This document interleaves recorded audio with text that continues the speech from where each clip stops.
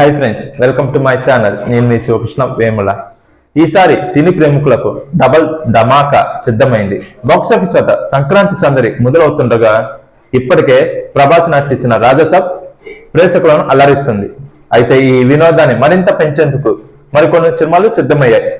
ఈసారి సంక్రాంతి బరిలో దిగుతున్న ఆ కొత్త సినిమాలు ఏంటో ఒకసారి మనం తెలుసుకుందాం.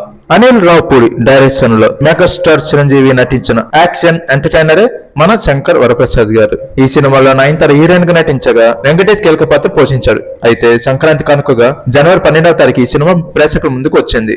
దీనికన్నా ఒక రోజు ముందుగానే ఆదివారం రాత్రి ప్రీమియర్ షోతో చిరంజీవి ప్రేక్షకులను పలకరించారు. రవితేజ్ హీరోగా కిషోర్ తిరుమల రూపొందించిన సినిమాని భక్త మహాశయులకు విజ్ఞప్తి.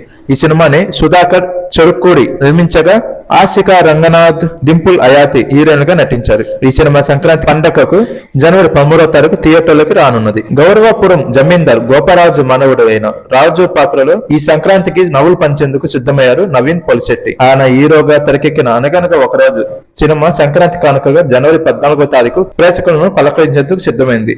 మారి దర్శకత్వంలో సూర్యదేవర, నాగవంశీ, సాయి సౌజన్య సంయుక్తంగా నిర్మించిన ఈ సినిమాలో మీనాక్షి హీరోయిన్ పాత్రను పోషించారు. సర్వానంద్, సంయుక్త, సాక్షి వైద్య ప్రధాన పాత్రలు నటించిన సినిమానే నారీ నారీ నడమ ముడారి. రామ్ అబ్బరాజు తెరకెక్కించిన ఈ సినిమా సంక్రాంతి కానుకగా జనవరి 14వ తారీఖు బాక్సాఫీస్ వద్ద విడుదల కానున్నది.